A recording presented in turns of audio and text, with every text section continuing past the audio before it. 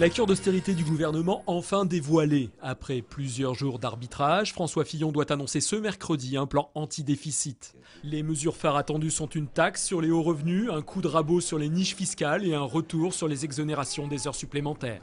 Il sera plus demandé aux ménages aisés et aux détenteurs de patrimoine qu'aux ménages modestes. Sur un total de 10 milliards de coupes claires, je note que les riches sont appelés à sortir leurs pièces jaunes à titre provisoire pour moins de 10% du total. Bien sûr, il fallait réduire les déficits publics, nous l'avons tous dit, en disant d'ailleurs qu'il y avait de la marge avec toutes ces niches fiscales qui expliquent les 2/3 d'ailleurs du déficit, c'est ce que dit la Cour des comptes, mais nous savons aussi qu'il y a un déficit de croissance et d'emploi et de compétitivité.